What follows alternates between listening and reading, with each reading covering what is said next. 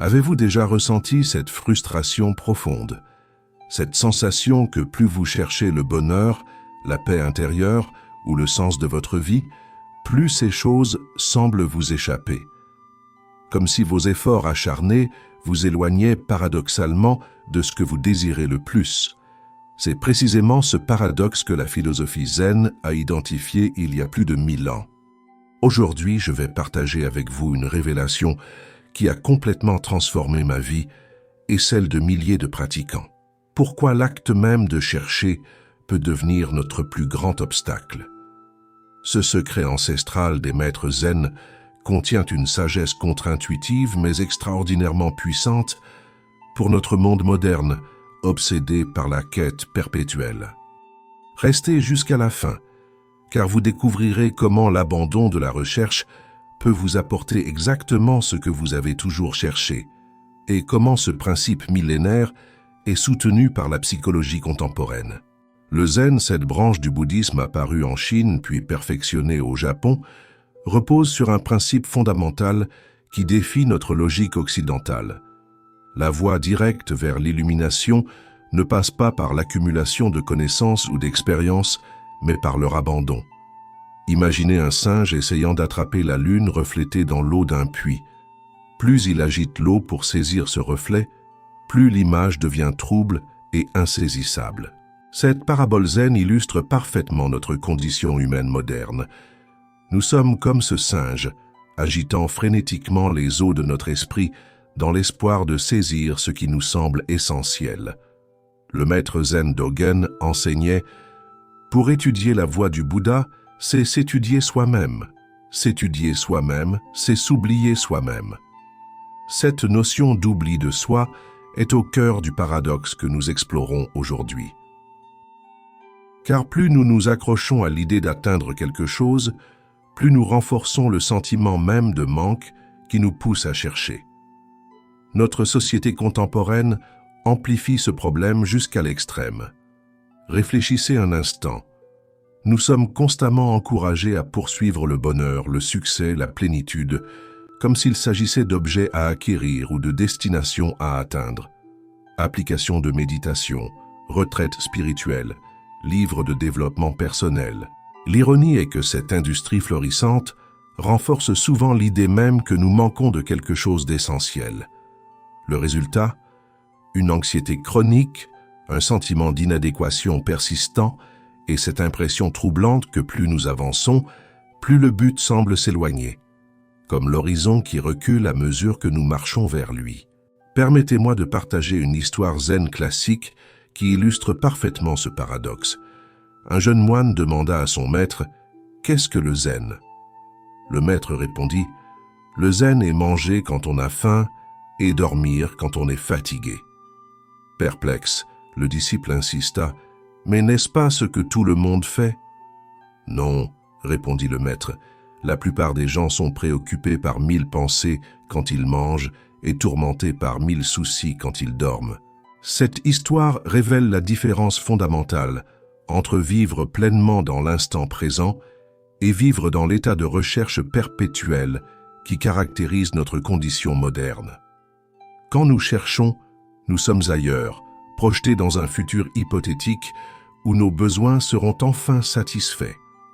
Au cœur de ce paradoxe se trouve le concept zen de Musho Toku, l'action sans but, sans recherche de gain. C'est l'idée révolutionnaire que la véritable liberté vient non pas de l'obtention de ce que nous désirons, mais de l'abandon du désir lui-même. Considérez la célèbre histoire du maître zen Nan-in, qui reçoit un professeur d'université venu l'interroger sur le zen. Nan-in sert le thé et remplit délibérément la tasse de son visiteur jusqu'à ce qu'elle déborde. « Arrêtez !»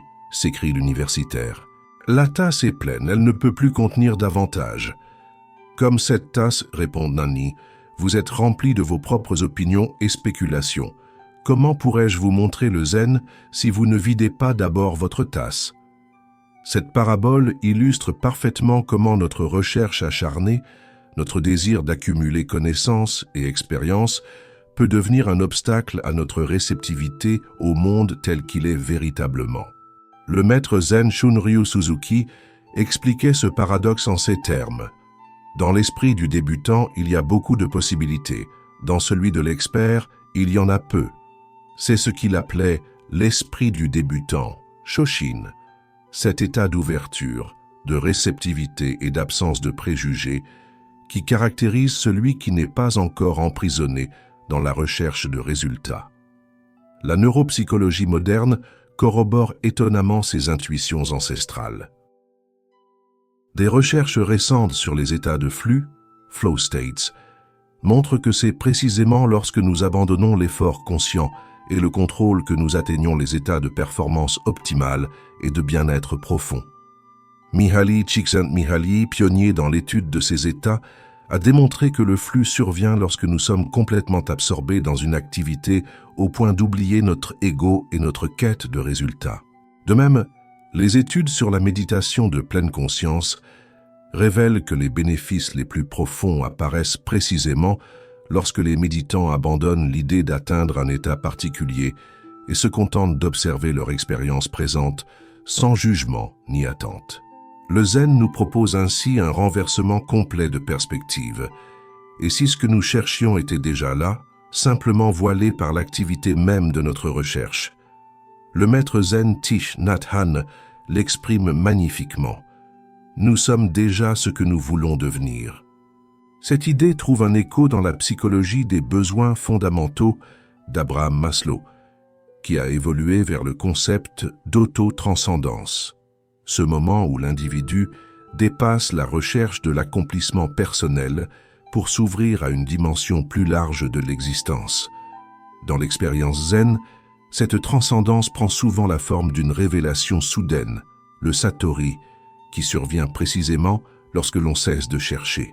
Comme l'eau qui ne bout que lorsqu'on cesse de surveiller la casserole, la véritable compréhension émerge souvent dans ces moments où l'esprit relâche son emprise. Comment, concrètement, mettre en application ce principe paradoxal d'abandon de la recherche dans notre vie quotidienne? Je vais vous présenter 3 approches pratiques inspirées de la tradition zen. Premièrement, la pratique du zazen, la méditation assise. Contrairement à de nombreuses formes de méditation orientées vers un but, calme mental, concentration accrue, etc., le zazen est pratiqué sans objectif. Comme l'enseignait le maître Dogen, zazen n'est pas une technique de méditation, c'est simplement la posture du Bouddha. En pratique, cela signifie s'asseoir simplement, respirer naturellement et observer ce qui se présente à la conscience sans chercher à modifier quoi que ce soit. Pas d'attente d'illumination, pas de recherche d'états altérés, simplement être présent. C'est précisément dans cette absence de recherche que peut survenir l'expérience de notre nature profonde. Essayez ceci. Consacrez chaque jour 10 minutes à vous asseoir dans une posture stable et confortable. Ne vous fixez aucun objectif pour cette séance. N'essayez pas d'obtenir un esprit calme ou une quelconque réalisation. Observez simplement ce qui se passe moment après moment, sans vous attacher à aucune expérience particulière. Vous remarquerez peut-être, avec le temps, que les moments où vous abandonnez toute recherche sont précisément ceux où surgit un sentiment profond de paix et de clarté. Deuxièmement, adoptez l'esprit du débutant dans vos activités quotidiennes. Lorsque vous mangez, mangez simplement. Lorsque vous marchez, marchez simplement. C'est ce que le zen appelle la pleine présence dans l'action ordinaire.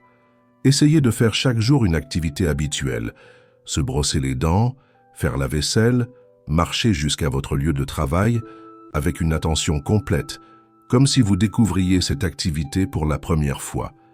Vous remarquerez peut-être que lorsque vous abandonnez l'idée d'être ailleurs ou d'atteindre un état meilleur, l'expérience ordinaire révèle sa profondeur insoupçonnée. Comme le disait le maître zen Joko Beck, la vie ordinaire elle-même est l'illumination. Troisièmement, pratiquez régulièrement l'abandon de la poursuite du succès dans vos projets. Cela ne signifie pas renoncer à agir avec intention, mais plutôt cultiver ce que les maîtres zen appellent l'effort sans effort, Wu Wei. Choisissez une activité que vous pratiquez habituellement avec un fort désir de réussite, qu'il s'agisse de travail, de création artistique ou de sport. Expérimentez l'approche suivante. Engagez-vous pleinement dans l'activité tout en abandonnant consciemment toute attente quant aux résultats.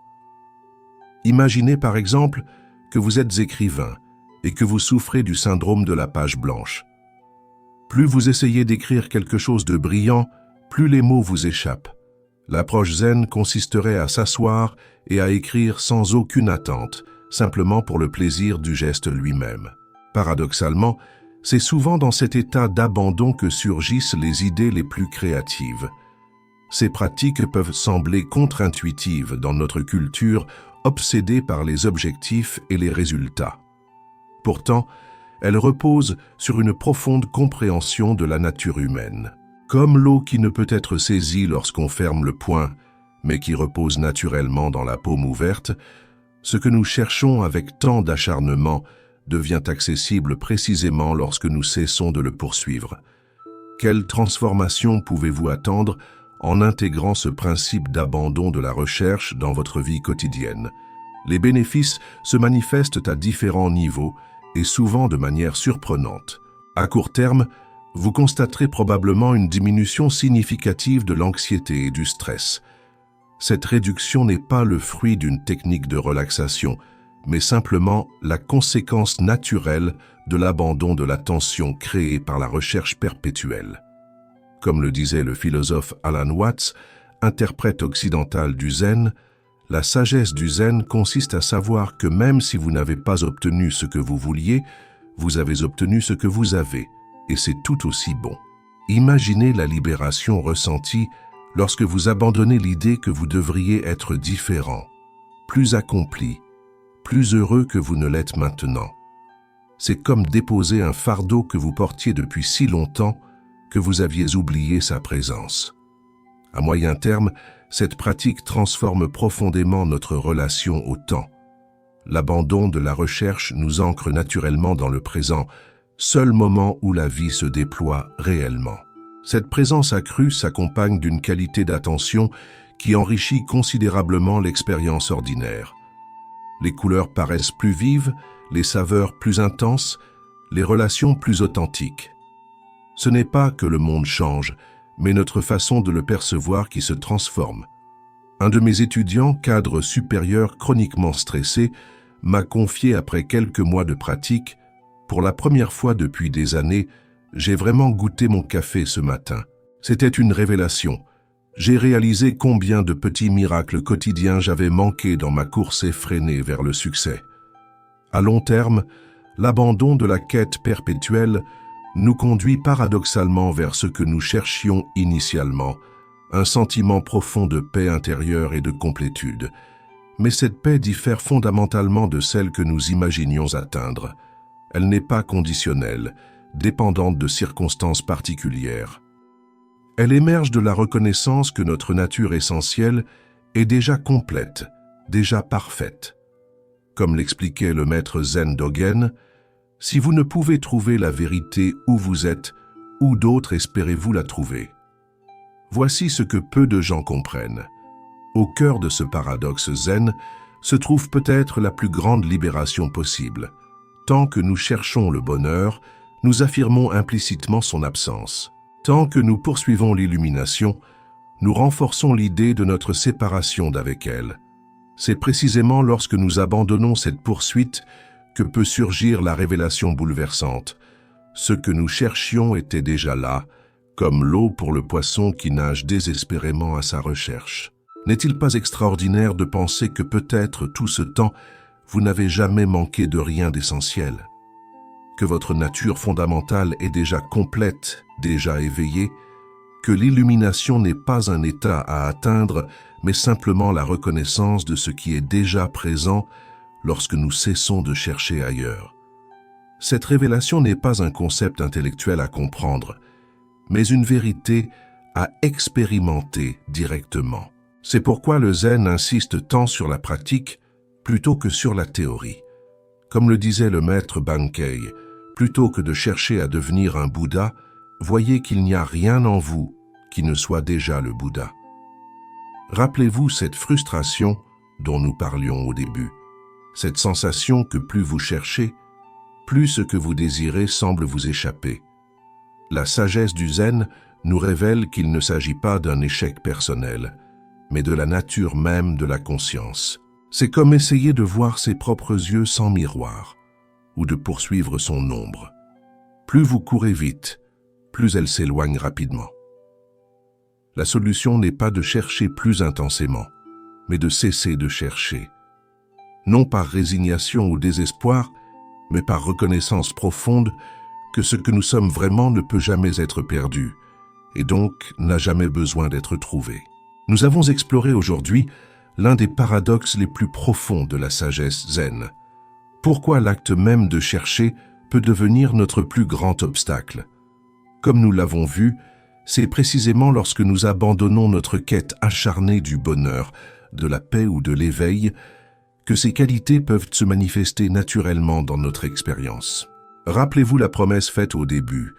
En comprenant ce secret ancestral, vous pouvez découvrir que ce que vous avez cherché avec tant d'efforts était déjà présent. La psychologie moderne confirme cette intuition zen. Notre bonheur le plus profond réside non pas dans l'acquisition de nouvelles expériences ou possessions, mais dans notre capacité à être pleinement présent à l'expérience ordinaire. Je vous invite maintenant à expérimenter par vous-même ce principe transformateur. Commencez simplement par observer combien de votre souffrance provient de la recherche elle-même, et explorez ce qui se passe lorsque vous relâchez cette quête, ne serait-ce qu'un instant. Comme le disait si bien le maître Zen Bankei, « Abide in the unborn », demeurez dans ce qui n'a jamais eu besoin de naître car cela a toujours été là. Si cette exploration vous a touché, partagez votre expérience dans les commentaires. Comment cette idée d'abandonner la recherche résonne-t-elle avec votre propre parcours? Abonnez-vous à notre chaîne Tao Vital pour continuer à explorer ensemble ces sagesses ancestrales qui n'ont jamais été aussi pertinentes qu'aujourd'hui.